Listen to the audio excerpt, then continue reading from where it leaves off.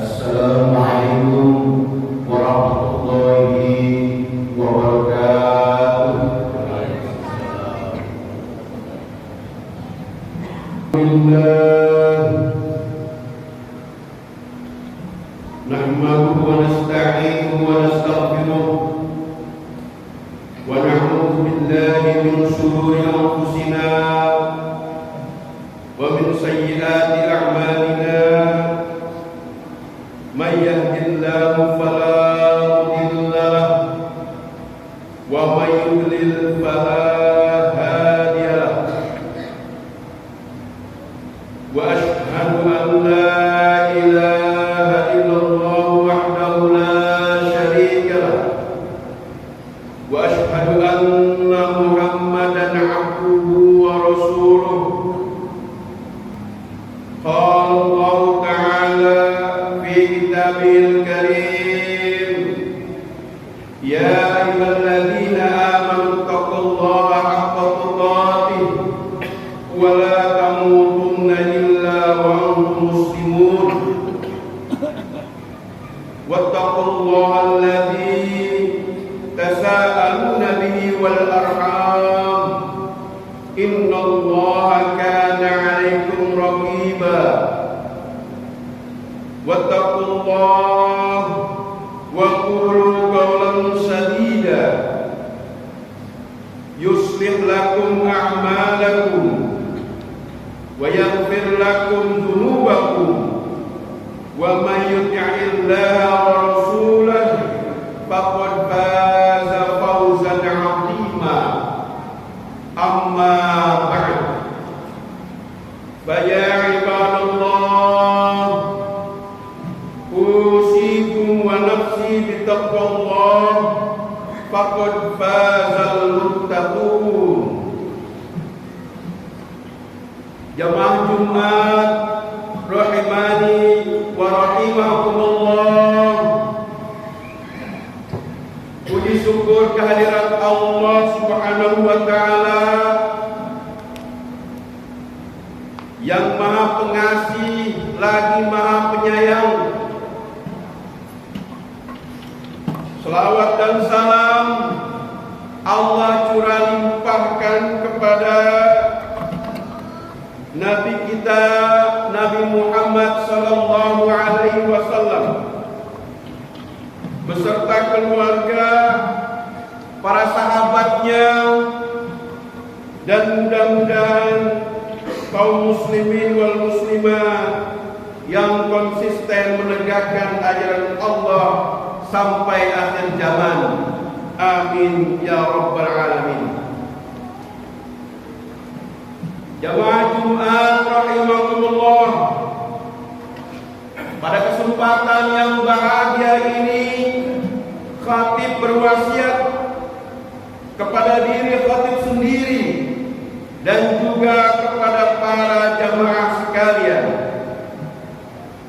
Marilah kita senantiasa meningkatkan kualitas keimanan dan ketakwaan kita kepada Allah Subhanahu wa ta'ala, karena dua hal ini yang akan kita bawa kepada Allah Tuhan semesta alam.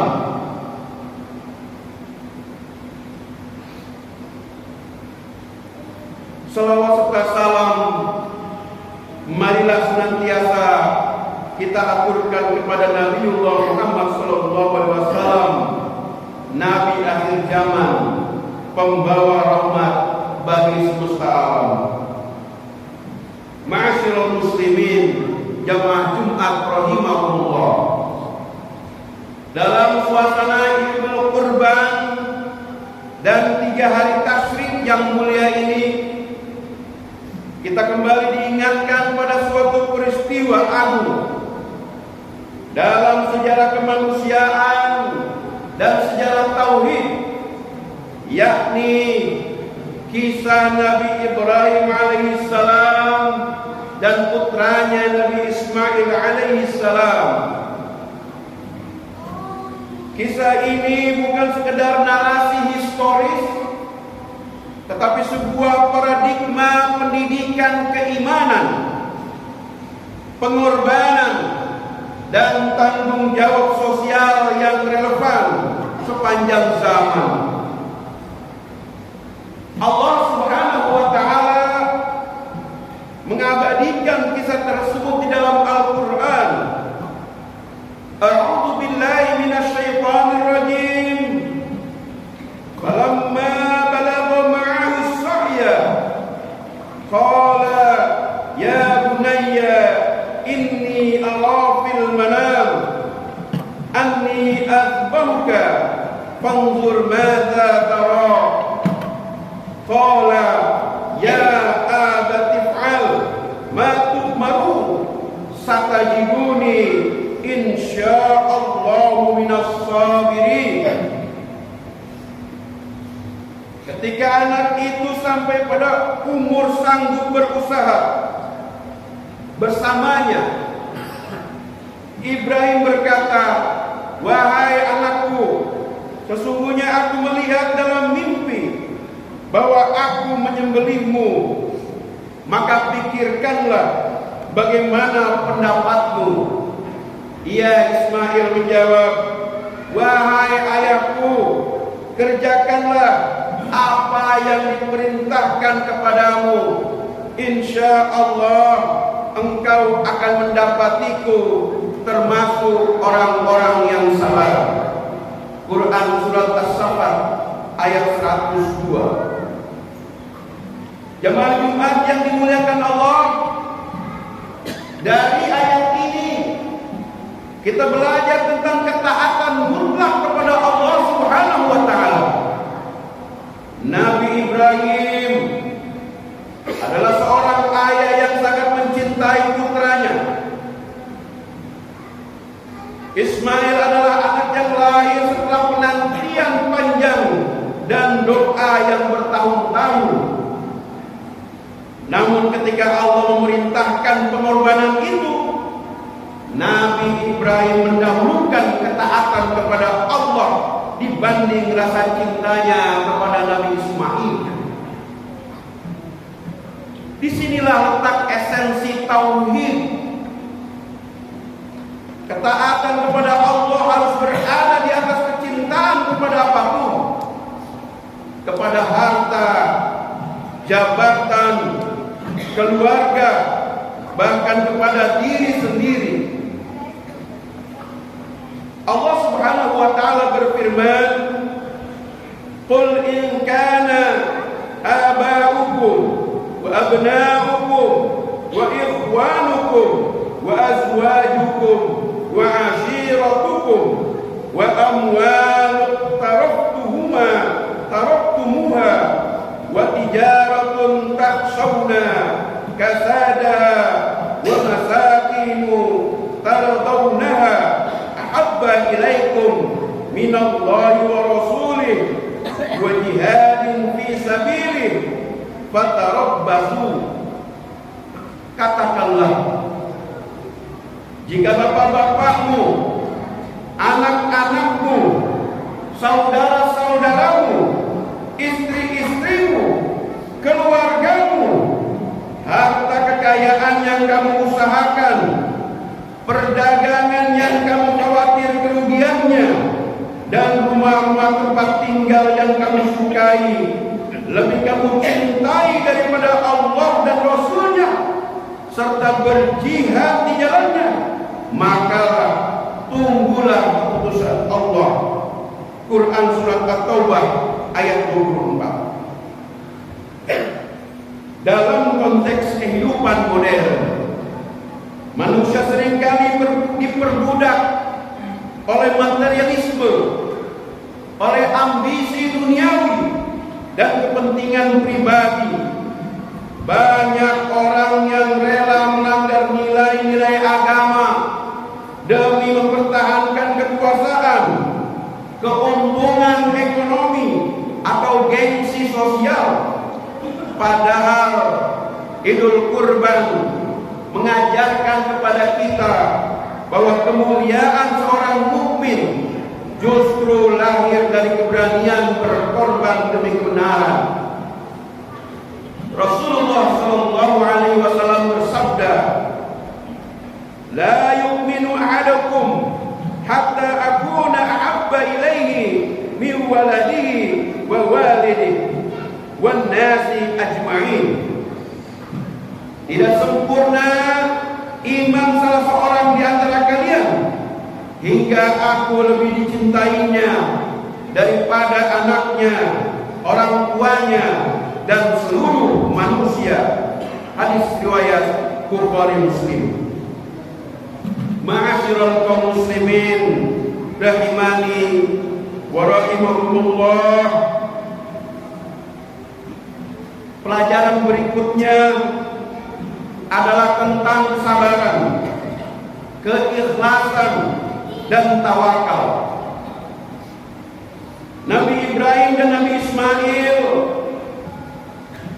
menghadapi ujian berat itu dengan hati yang tenang dan penuh kepasrahan kepada Allah. Mereka tidak memberontak terhadap takdir, tidak mengeluh, dan tidak pula berputus asa. Kesabaran dalam Islam bukan sikap pasif, melainkan kekuatan akidah yang membuat seseorang tetap istiqomah di jalan Allah. Allah Subhanahu wa taala berfirman, "Innama yuwaffas sabiruna ajrahum bighairi hisab." Sesungguhnya hanya orang-orang yang bersabarlah yang dicukupkan pahala mereka tanpa batas. Quran surat Az-Zumar ayat 10. Pengorbanan akan bernilai ibadah apabila dilandasi dengan keikhlasan. Karena itu Allah menegaskan, la yanalallahu luhumuha wala dima'uha walakin yanaluhu taqwa minkum. Daging-daging unta dan darahnya itu sekali-kali tidak akan sampai kepada Allah, tetapi yang sampai kepadanya adalah ketakwaan kalian. Quran surat Al-Hajj ayat 37. Ayat ini mengingatkan kita bahwa ibadah kurban bukan sekedar ritual penyembelihan hewan, melainkan simbol ketakwaan, kepedulian sosial, dan penghambaan total kepada Allah Subhanahu wa taala. Dari sinilah lahir syariat kurban yang kita jalankan setiap Idul Adha. Kurban bukan tradisi seremonial tahunan, melainkan manifestasi cinta kepada Allah dan solidaritas sosial kepada sesama manusia. Maka ibadah kurban seharusnya membentuk pribadi yang peduli kepada sesama, ringan tangan membantu orang lain, serta mampu menundukkan egoisme dan kecintaan berlebihan kepada materi. Dalam perspektif sosial, kurban mengajarkan distribusi kesejahteraan dan empati kemanusiaan. Di tengah meningkatnya kesenjangan ekonomi, budaya individualisme, dan melemahnya solidaritas sosial, Idul Kurban hadir sebagai pengingat bahwa kebahagiaan sejati tidak hanya terletak pada apa yang kita miliki, tetapi juga pada apa yang kita berikan. Rasulullah SAW bersabda, "Khairun nas anfa'uhum linnas." Sebaik-baik manusia adalah yang paling bermanfaat bagi manusia lainnya. Hadis riwayat Ahmad. Karena itu, kaum muslimin, semangat kurban hendaknya tidak berhenti pada penyembelihan hewan, tetapi berlanjut menjadi budaya berbagi, membantu sesama, dan memperjuangkan keadilan sosial. Ma'asyiral muslimin rahimani wa rahimakumullah. Kisah Nabi Ibrahim dan Nabi Ismail juga mengandung pelajaran penting tentang pendidikan keluarga dan komunikasi yang baik. Perhatikan bagaimana Nabi Ibrahim tidak bersikap otoriter. Beliau mengajak putranya berdialog. Fanzur madza tara, maka pikirkanlah bagaimana pendapatmu. Ayat ini menunjukkan bahwa pendidikan keluarga dalam Islam dibangun di atas komunikasi, penghargaan, dan keterlibatan anak dalam persoalan-persoalan penting.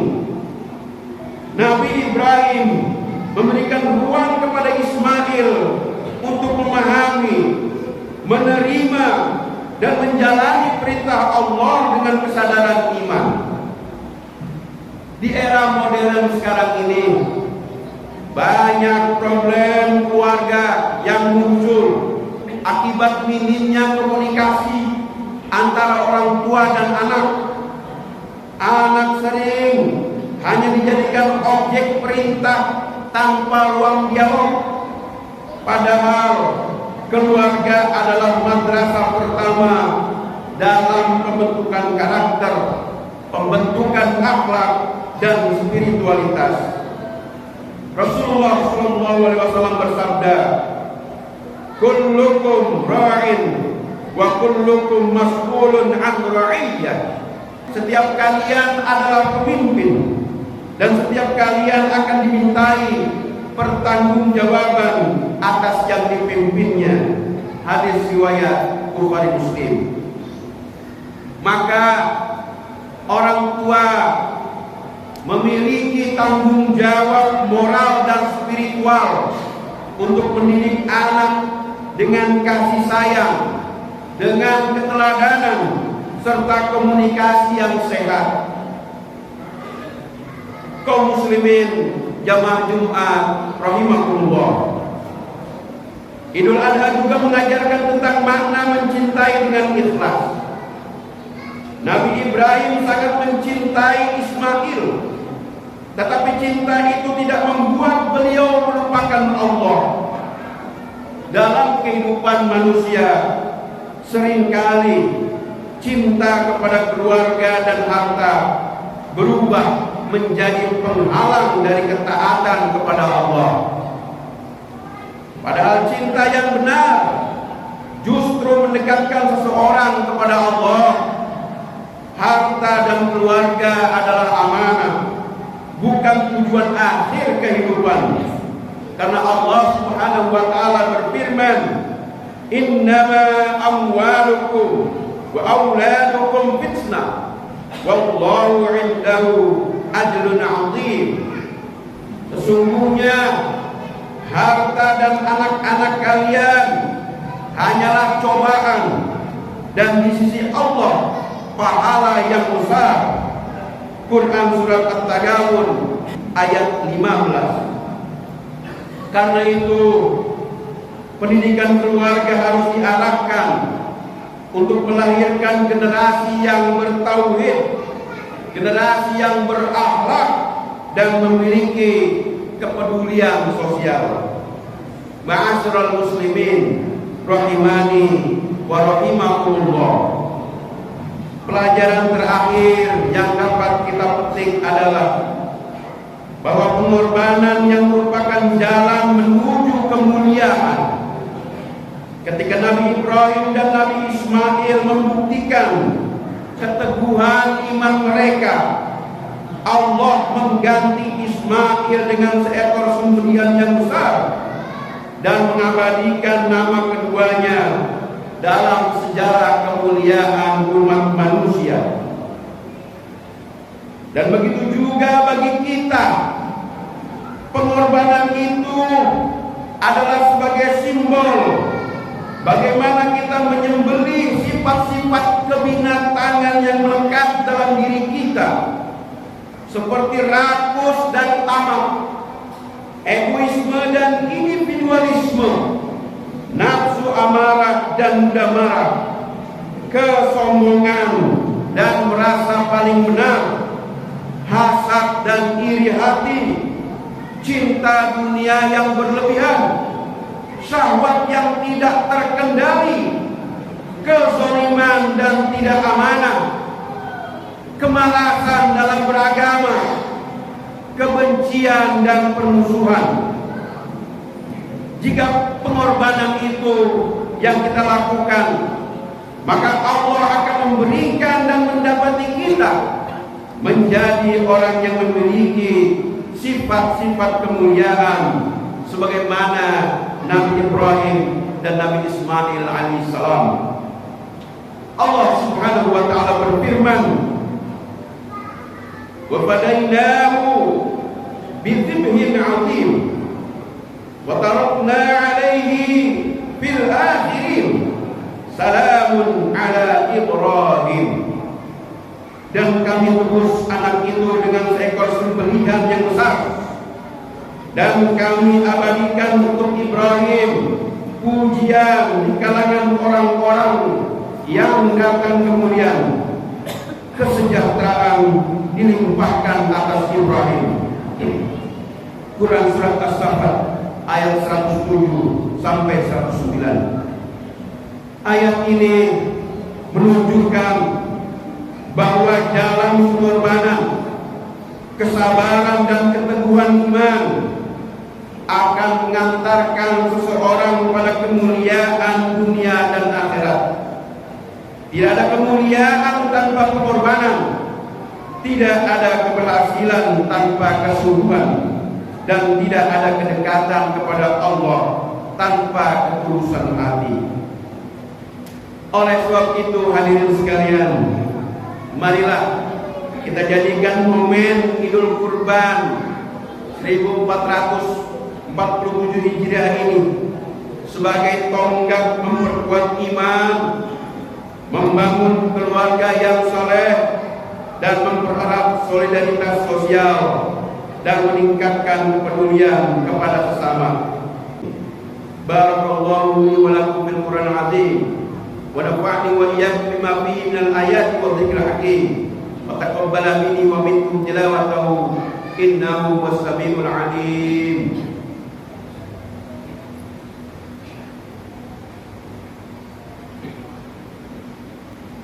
Alhamdulillahirabbil alamin wa bihi nasta'in ala umuri dunya wa din. Wassalatu wassalamu ala asrofil anbiya'i wal mursalin wa ala alihi wa sahbihi ajma'in. Akhirnya, marilah kita panjatkan doa kehadirat Allah Subhanahu wa taala yang Maha Kuasa agar Allah senantiasa memberikan keberkahan kepada kita kaum muslimin. Allahumma ighfir lil muslimina wal muslimat wal mu'minina wal mu'minat al ahya'i minhum wal amwat. Allahumma aslih lana dinana alladhi huwa ismatu amrina wa aslih lana dunyana allati fiha ma'asuna wa aslih lana akhiratana allati ilaiha ma'aduna. Allahumma ij'al hadzal balada aminan mutma'inna sakha'an rakha'an wa sa'ira biladil muslimin. Rabbana atina fid dunya hasanah wa fil akhirati hasanah wa qina 'adzaban nar. Ibadallah, inna Allaha ya'muru bil 'adli wal ihsan wa ita'i dzil qurba wa yanha 'anil fahsya'i wal munkar wal baghi ya'idukum la'allakum tadhakkarun.